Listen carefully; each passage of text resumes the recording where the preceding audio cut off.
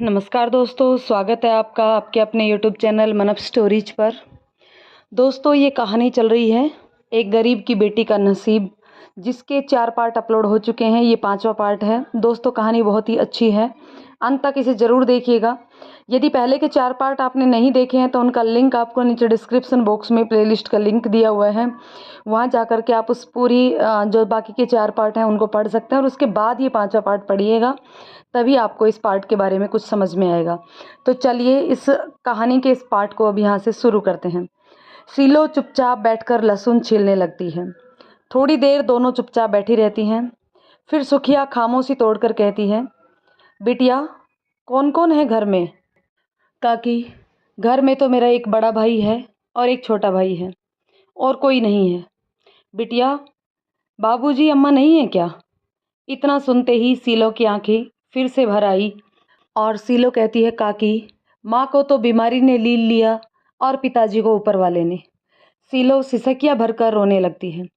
सुखिया शीलो को अपने गले लगाकर चुप करवाती है। रो मत बिटिया, यहाँ आने वाली हर लड़की किसी न किसी दुख दर्द से गुजरती है। बिटिया, तू यहाँ तक कैसे पहुँच गई? क्या बताऊँ काकी, मेरी तो किस्मत ही खराब है। घर से पिताजी का कर्जा उतारने के लिए निकली थी। एक सपना लेकर निकली थी कि अपने भाई को पढ़ाऊंगी, पर मुझे क्या पता था कि मैं यहाँ पहुँच जाऊंगी। हमारे गांव की एक काकी ने मुझे यहाँ पहुँचा दिया। मुझसे कहा कि चल शहर में मैं तुझे नौकरी दिलवा दूंगी, उसके बदले साहूकार तुम्हारा कर्जा माफ़ कर देंगे और साथ में 2 लाख रुपए भी देंगे। काकी, साहूकार का बहुत कर्जा हो गया था। मुझे लगा अगर साहूकार का कर्जा उतर जाएगा और साथ ही मेरे भाई को पढ़ने का मौका भी मिल जाएगा, मेरा ये सपना भी पूरा हो जाएगा। मेरा बड़ा भाई शहर में मजदूरी करने गया हुआ था। मुझे लगा बड़े भाई के साथ साथ मैं भी मजदूरी करके उसका हाथ बटा दूंगी। आजकल सब लड़कियां काम करती हैं, पर मुझे नहीं पता था कि मेरे गांव की ही काकी मेरे साथ दगा करेगी। सुखिया शीलो के सिर पर हाथ रखकर कहती है, मत रो बिटिया, दगा किसी का भी सगा नहीं होता। काकी, आपको भी कोई ऐसे ही धोखे से ले आया था क्या? इतना सुनते ही सुखिया एक लंबी सांस लेती है और कहती है, नहीं बिटिया, मेरी किस्मत तो खुद मैंने अपने हाथों से फोड़ी है। बिटिया, मेरे घर में मैं अपने माँ और पिताजी के साथ रहती थी। मेरे माँ और पिताजी की अक्सर लड़ाइयाँ होती रहती थी। हर दिन, हर रोज़ वे लड़ते रहते थे। हर छोटी से छोटी और बड़ी से बड़ी बात पर लड़ पड़ते थे। हम 4 भाई बहन थे। मैं चारों भाई बहनों में सबसे बड़ी थी। जब भी मेरे माँ पिताजी लड़ते तो मेरे भाई बहन रोने लगते थे और मैं उनको लेकर घर से बाहर चली जाती थी। पहले तो उनके बीच लड़ाई 5-7 दिन में एक बार होती थी, फिर वह लड़ाई हर दिन की होने लगी। जब मैं थोड़ी बड़ी हुई तो मैं उन्हें समझाने की बहुत कोशिश करती, मगर वो नहीं समझती। उनकी लड़ाई देखकर मुझे बहुत गुस्सा आता था। उनकी लड़ाई का मेरे दिमाग पर बुरा असर होता गया। मेरे बाकी के भाई बहन जो छोटे थे, उन्हें तो मैं घर से बाहर निकाल देती थी, लेकिन मैं अंदर ही अंदर घुटने लगी। और फिर मैं इतनी तंग आ गई कि मुझे हर बात पर गुस्सा आता था। कभी माँ पर, तो कभी पिताजी पर। कभी मैं अपने छोटे भाई बहनों को ही पीटने लग जाती। मैं चाहती थी कि घर में सब प्यार से रहें, पर ऐसा होता नहीं था। माँ पिताजी की लड़ाई अब हाथापाई में बदलने लग गई थी और इसी के चलते एक दिन मैं परेशान होकर घर से भाग आई। मैं थोड़ी दूर एक गांव में पहुंच गई। वहां पर मैं एक पेड़ के नीचे बैठी रही। उस समय मेरी उम्र लगभग 12-13 वर्ष की थी। थोड़ी देर बैठने के बाद मैं वहां से फिर चल पड़ी और वहां से चलते चलते शाम हो गई थी। तब मुझे एक कस्बा दिखाई दिया। वहीं से एक ट्रेन गुजरी और थोड़ी दूर जाकर रुक गई। मुझे नहीं पता था कि वो ट्रेन कहाँ जाने वाली है। मैं जाकर उस ट्रेन में बैठ गई। पूरे रात मैं ट्रेन में ही चलती रही। बहुत रात तक तो मुझे नींद नहीं आई। फिर पता नहीं कब मेरी आंख लग गई। वहीं ट्रेन की गैलरी में मैं सो गई। जब मेरी आंखें खुली तब दिन हो चुका था, पर ट्रेन अभी भी चल रही थी। लगभग दोपहर में ट्रेन यहाँ मुंबई पहुंची और ट्रेन वहीं खड़ी हो गई। जब सब सवारी उतर चुकी थी तो मैं भी ट्रेन से उतर गई। उस समय तक मुझे बहुत तेज़ भूख लगी हुई थी। ट्रेन के बीच में कुछ देर रुकी थी तो मैंने उतरकर पानी तो पी लिया था, लेकिन मुझे खाने को कुछ नहीं मिला था। ट्रेन से उतरने के बाद मैं कुछ खाने की तलाश करने लगी। मेरा दिमाग बिल्कुल भी काम नहीं कर रहा था। मुझे एक औरत दिखाई दी। उसने मुझसे कहा, तुम्हारे साथ कौन है?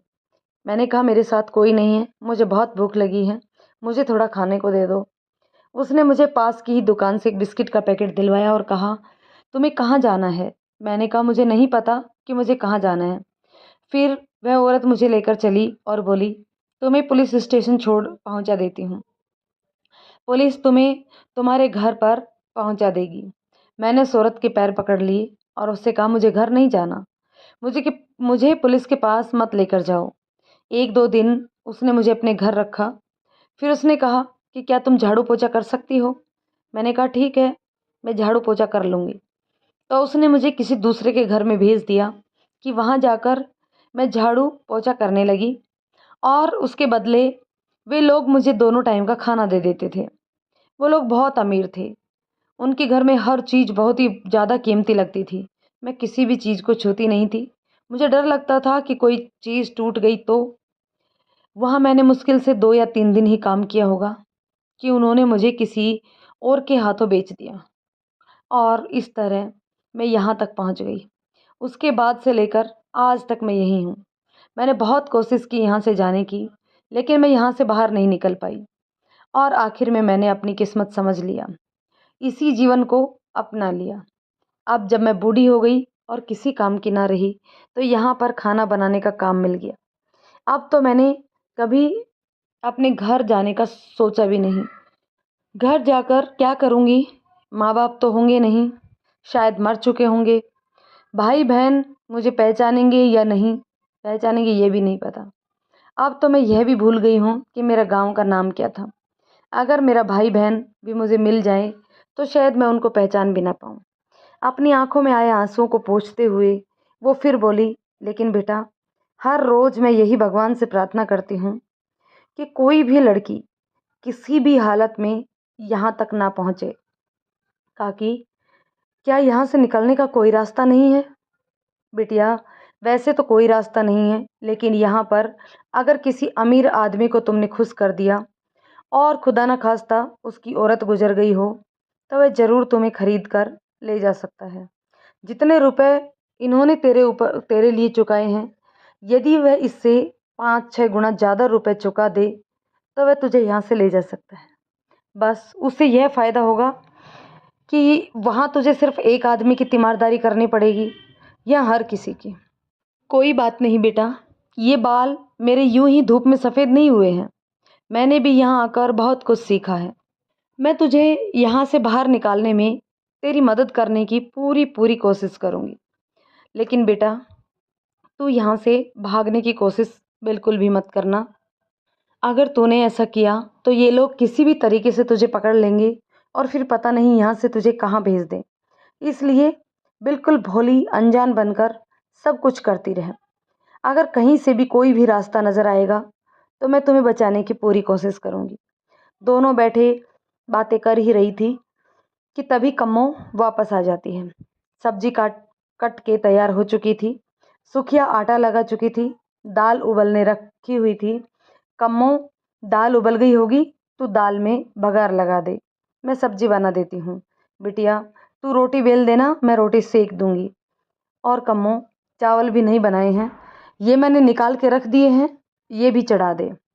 बिटिया, जब तक मैं सब्जी बनाती हूँ तब तक तू सलाद काट दे।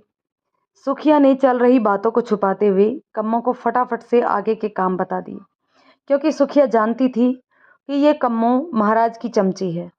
अगर इसने हमारी बातें सुन ली तो बेचारी सीलो की जान तो आफत में ही आ जाएगी। कम्मो के इधर उधर होते ही सुखिया ने सीलो को बता दिया कि इस कम्मो से बचकर रहना, अपनी कोई भी बात इसके सामने मत बताना। इस तरह सीलो के कुछ दिन रसोई में काम करते बीत गए, परंतु सीलो अभी भी मायूस सी ही रहती थी। वह सभी लड़कियों की तरह घुल मिल नहीं पाई थी, क्योंकि दिन प्रतिदिन उसे अपने भाइयों की याद आती थी। इधर रामू रोज चौराहे पर जाकर खड़ा हो जाता। उसे किसी दिन मजदूरी मिल जाती तो किसी दिन नहीं, पर लगभग मोटा काम तो अब उसे लगभग मिलने ही लग गया था। वह सोच रहा था कि 15 दिन से ऊपर हो गए हैं, अब सीलो को बता देता हूँ कि मुझे लगभग रोज ही छोटा मोटा काम मिल जाता है। कम से कम अब घर खर्च तो आराम से चल ही जाएगा। शीलो से कह दूंगा कि गोलू मोलू के लिए अब खल वगैरह का इंतजाम कर ले, अच्छे से कर ले। अब उन्हें अच्छा खाना दिया करो ताकि हल वगैरह जोतने में आसानी रहे, और साथ ही सोमू को भी अच्छा खिलाया कर। और रही साहूकार के कर्जे की बात, तो कुछ समय में उसका कर्जा भी मैं उतार दूंगा। यह सब सोचते सोचते उसने शीलो को फ़ोन मिलाया। दूसरी तरफ से पंकज ने फ़ोन उठाया। पंकज, जरा शीलो से फ़ोन पर बात करवाओ, मैं उसका भाई रामू बोल रहा हूँ। रामू भैया, आपके घर पर तो कोई भी नहीं है। पिछले 15 दिनों से शीलो दीदी और शामू को मैंने कहीं नहीं देखा। पता नहीं वो लोग कहाँ गए। और आपके बैल गोलू मोलू भी नहीं है। गोलू मोलू को तो एक दिन साहूकार के आदमी लेकर जा रहे थे, पर शीलो दीदी और शामू का नहीं पता वो कहाँ है। इतना सुनते ही रामू का दिल जोर जोर से धड़कने लगा। क्या बात है, शीलो ने मुझे बताया भी नहीं, एक फ़ोन तो कर ही दिया होता। रामू ने फटाफट से फ़ोन काटा और दौड़ता हुआ मामी के पास गया। सारी बात मामी को बताई। मामी, मुझे घर जाना होगा। रामू बेटा, तुम घर चले जाना, लेकिन अब रात को कहाँ जाओगे? कल सुबह उठते ही तुम घर चले जाना। रामू अगले दिन सुबह होते ही अपने गांव के लिए रवाना हो जाता है। रामू अपने घर पहुंचकर देखता है घर पर तो कोई भी नहीं है। वह अपने खेत में जाता है, खेत भी सुनसान पड़े हैं। रामू राम भरोस काका के घर जाता है और पूछता है कि काका, क्या श्यामू और शीलो के बारे में आपको कुछ पता है? वह कहाँ है? राम भरोस काका कहते हैं, बेटा, काफ़ी दिनों से उन लोगों को हमने भी कहीं नहीं देखा।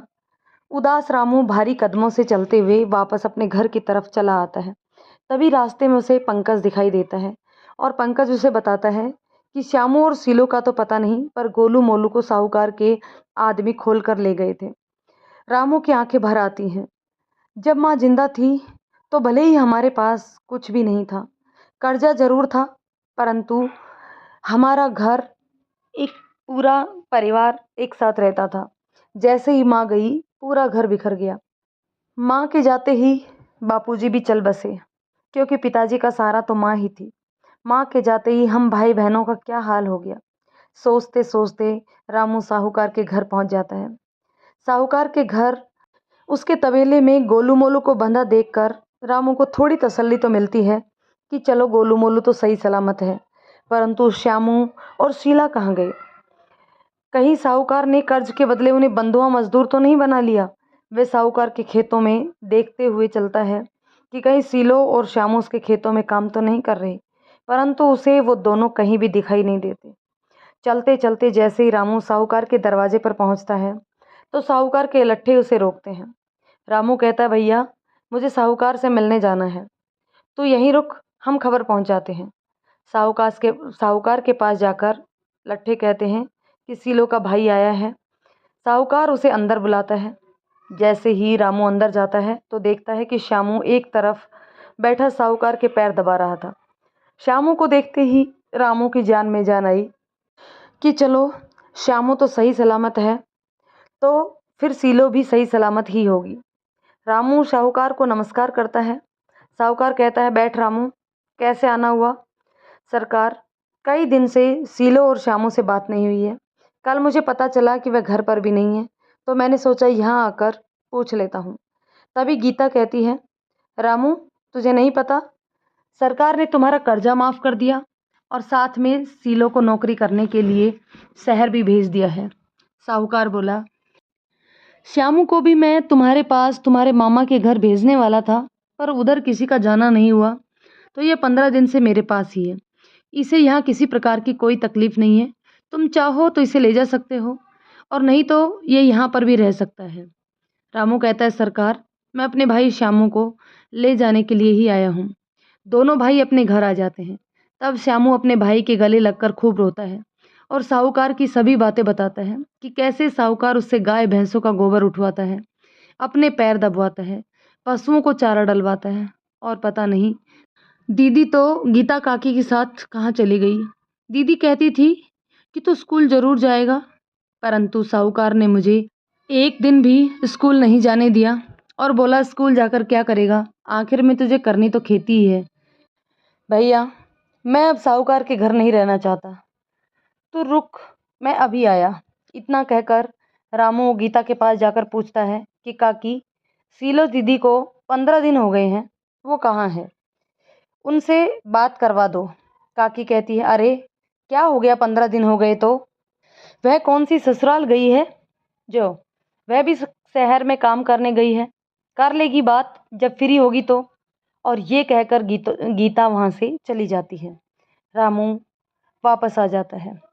प्लीज़ भैया, आप भी यहीं रहो या फिर मुझे भी अपने साथ ले चलो। देख शामू, मैं यहाँ रहकर तो मजदूरी नहीं कर सकता, और यहाँ खेतों में काम करेंगे तो खाना कौन बनाएगा? मुझे तो खाना बनाना भी नहीं आता। तू एक काम कर, तू भी मेरे साथ मामा के घर चल, तू वहीं पर पढ़ाई कर लेना। रामू शामू को लेकर अपने मामा के घर आ जाता है और सीलो का पता लगाने की कोशिश करता है। रामू अब इतना काम करने लग गया था कि वह सरकारी स्कूल की फीस भर सके, इसलिए उसने सरकारी स्कूल में श्यामू का नाम लिखवा दिया और अब श्यामू कक्षा 8 में पढ़ने लग गया। पढ़ाई में तो वह पहले भी बहुत अच्छा था, लेकिन अब कस्बे के स्कूल में जाकर और अच्छे ढंग से पढ़ने लग गया। तो दोस्तों, इस कहानी के इस पार्ट को हम यहीं पे ख़त्म करते हैं।